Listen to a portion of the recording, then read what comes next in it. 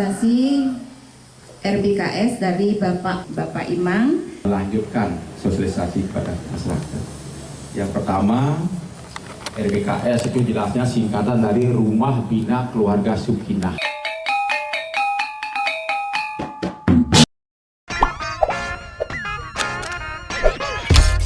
Nah, untuk lebih lengkapnya, ikuti liputan berikut ini.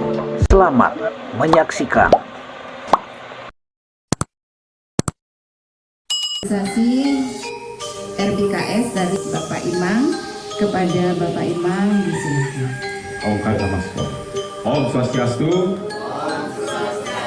Nabila-mastu Anasita Manobadra Ketawiyantu Iswata Sensapun berkesuci Ibu Ratu. Singkat saja supaya gampang, supaya akrab.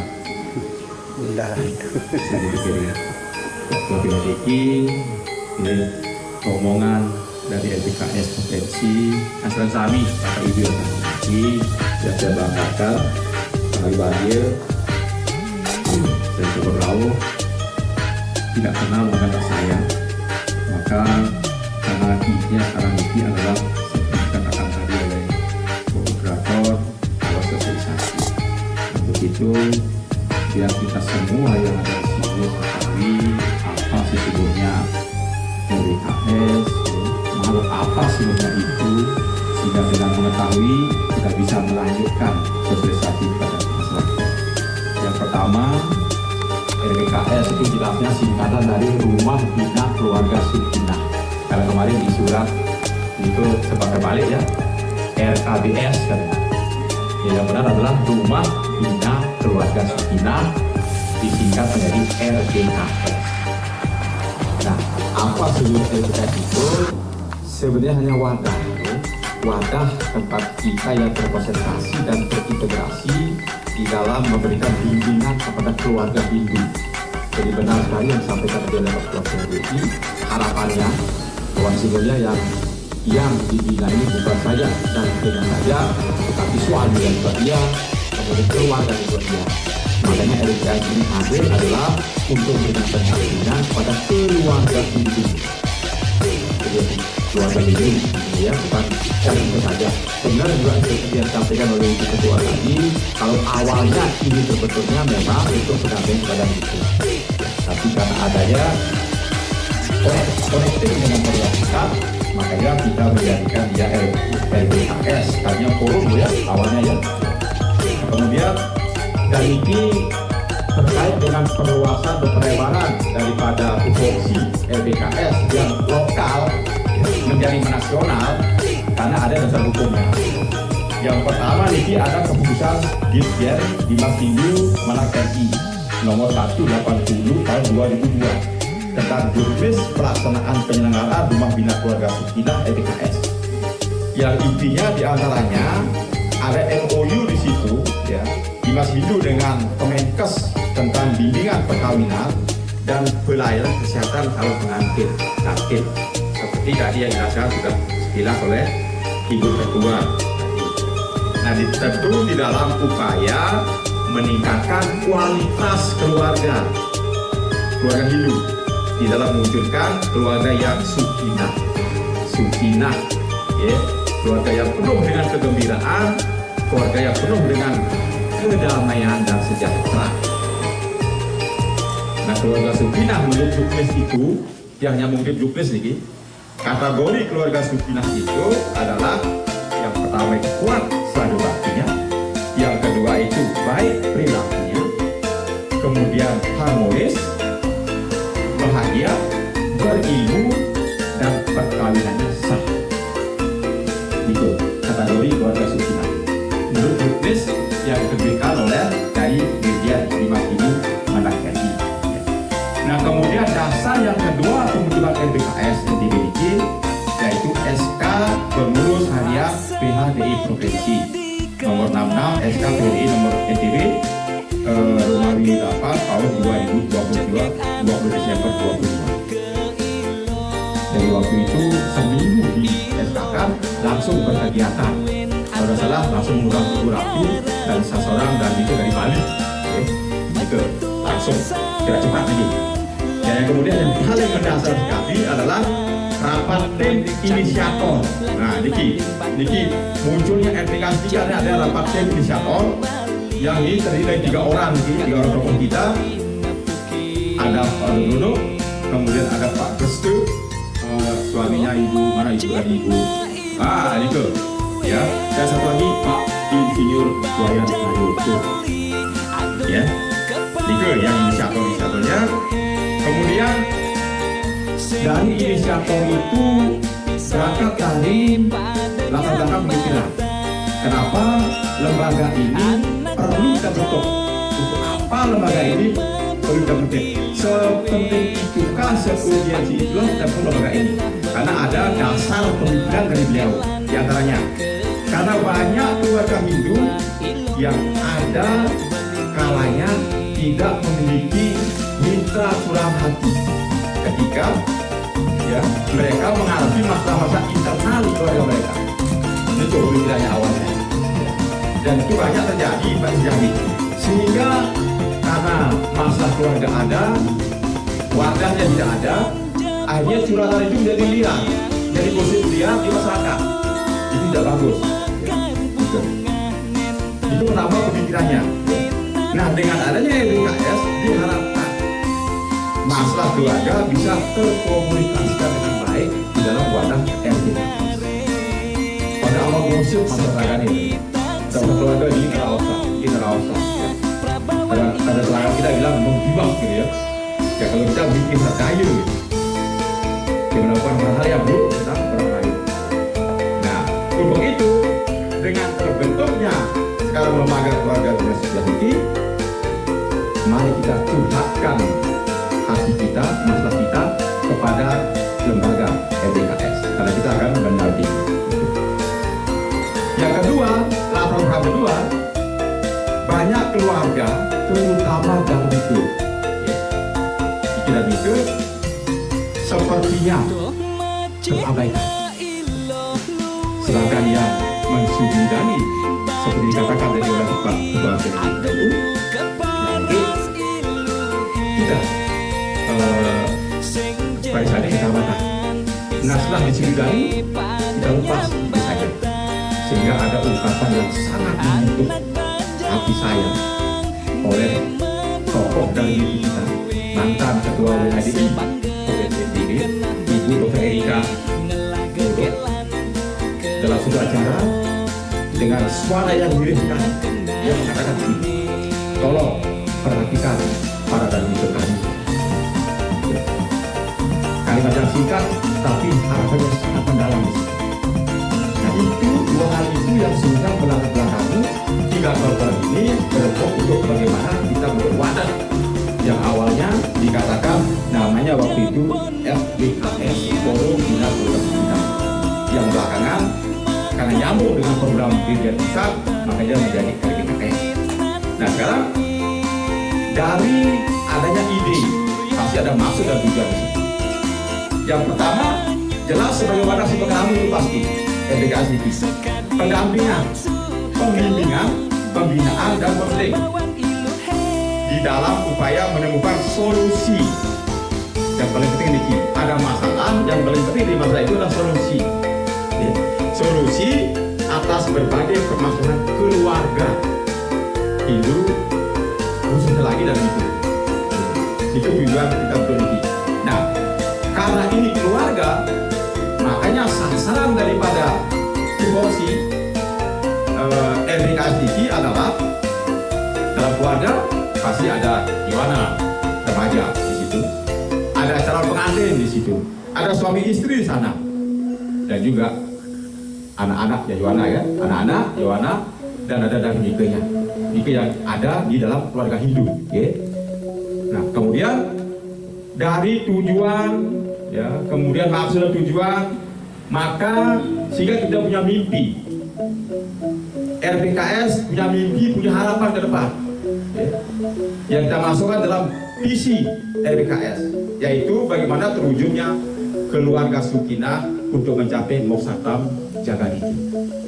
Itu Moksatam kebahagiaan jiwani dan Jagaditi kesejahteraan duniawi sesuai dengan tujuan agama kita. Itu mimpi kita.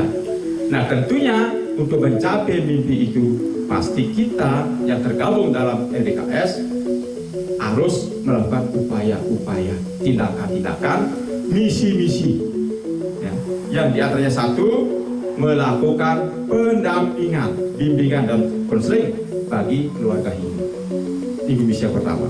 Yang kedua, melakukan penguatan Sraga Bakti. Ini yang selalu kita dengungkan dan harus kita dengungkan, ya, karena ini tidak boleh lemah, tidak boleh kendor. Semua kita menggerakkan bagaimana cara kita menguatkan Sraga Bakti umat kita. Yang ketiga, memberikan edukasi dan bimbingan bidang tato hidup. Lebih-lebih lagi kepada para darmika. Kemudian memberikan konseling dan bimbingan di dalam upaya penguatan ekonomi keluarga berdasarkan ajaran hidup. Jadi mimpi kita mau kita sampai ke ekonomi yang kita sentuh. Karena bagaimanapun juga kuatnya Sraga Bakti itu dengan tidak ditunjang dengan ekonomi yang baik, banyak yang goyah. Saya tidak mengatakan semua, tapi banyak yang hanya goyah. Nah, sekarang dia sedikit berkonsentrasi kepada soal darmika. Darmika yang secara harfiah artinya berkesadaran dharma. Itu darmika. Jadi mereka yang kembali ke jalan dharma. Darmika adalah mereka yang kembali ke jalan dharma. Itu bahasa yang kita kembangkan. Ya. Nah kemudian pembimbingan terhadap darmika ini merupakan bagian daripada tugas PHDI. Karena dia kemudian juga Pak Saryani, dia juga jadi kecamatan Narmada, kecamatan Narmada. Nah, pembinaan terhadap darmika ini juga merupakan bagian daripada tugas tupoksi daripada PHDI. Karena PHDI kecamatanlah yang mensudikan berdasarkan adanya pernyataan dan permohonan dari beliau terhadap darmika. Nah, kemudian, setelah mereka kita sudikan, tentu kita bertanggung jawab untuk membimbing dan mendampingi mereka. Nah selama itu ini yang belum kita lakukan secara maksimal. Nah untuk itu melalui RBKS ini nanti menjadi mitra. RBKS ini menjadi mitra dan perpanjangan tangan PHDI di dalam pembinaan atau pembimbingan kepada keluarga hidup, ya termasuk suami dan banyak keluarga hidup lah kita katakan. Ketika mitra, kita tahu semua bahwa problema darmika itu adalah ketika kembali ke jalan dharma itu rata-rata memiliki problem. Yang paling utama problem darmika itu adalah mereka belum pasti nih atau kebanyakan ya. Dia tidak bisa memastikan, mungkin ada yang belum belajar hidup, tetapi secara rata-rata kita katakan yang di rumah tangga itu pasti belum mengenal ajaran hidup, apalagi mau memahaminya karena mereka baru. Doktrin di dalam kepala mereka itu pasti doktrin agama lama ya. Masih agama lama. Nah untuk itu maka tugas RBKS memberikan sentuhan tentang ajaran hidup, berdampingan, kolaborasi dengan Parisadil. Karena Parisadil lah semuanya yang memiliki tupoksi juga untuk ya, kewenangan dari situ, tanggung jawab di sana untuk membimbing dan membina sebagai yang mengukuhkan atau yang mensudiwadani. Namun dengan adanya RBKS dan ini akan berjalan berdampingan. Karena pembinaan terhadap darmika merupakan bagian daripada tugas daripada PHDI, tetapi juga merupakan bagian daripada tugas RBKS. Jadi sama-sama punya tugas yang beririsan. Makanya mari kita berdampingan dan bergerak bersama-sama di dalam melakukan pendampingan terhadap keluarga hidup dan juga darmika. Nah, yang kedua, masalah yang dialami oleh pada darmika bisa jadi doktrin-doktrin atribut agama asal itu masih kuat melekat dalam dirinya, bisa jadi ya. Karena dia sampai umur 25 tahun ya, didoktrinisasi. Ya, yang dia kenal adalah itu agama asalnya itu, sedangkan dia dimasuk Hindu itu baru saja. Pasti ya, badan mereka sudah Hindu, tetapi kepala mereka itu ya, masih dipenuhi dengan doktrin-doktrin atau ajaran agama lama. Nah, di situ tugas kita adalah untuk mengganti, ya, mengambil alih apa yang ada di dalam otak mereka pada Hindu, ya, untuk mengisi dengan ajaran baru, yaitu ajaran Hindu. Nah, ini harus kita lakukan. Nah, untuk itu yang berikutnya juga pasti dalam seragam bakti pasti bisa nomor, okay.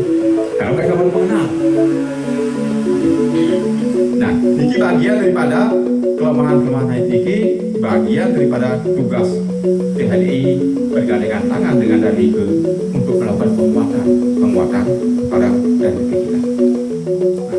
Kemudian di sisi lain, benar seperti yang dikatakan oleh Pak Ketua PHDI tadi, problema pasangan Darmike, pasangannya juga banyak masalah. Ya. Jadi pasangan Darmike-nya, suami lah kita katakan begitu. Tidak semua pasangan Darmike ya, yang notabene hidup asli, kita katakan begitu ya, yang sudah paham dengan ajaran satu agama. Artinya tidak semua suami Darmike sudah memahami ajaran satu agama. Maka bukan sebaliknya. Bahkan ada Darmike-nya yang lebih malah lebih rajin di dalam melakukan praktik agama seharian daripada suaminya. Niki dan juga saya Narmada. Dan suaminya terlibat banyak dengan hal-hal yang kebiasaan-kebiasaan seperti berjudi, mabuk dan sebagainya. Ya. Hanya terjadi perkelahian suami istri, suaminya diusir ya, dalam keadaan tidak beres suaminya, pengang lah gitu ya, diusir, baik lagi ya.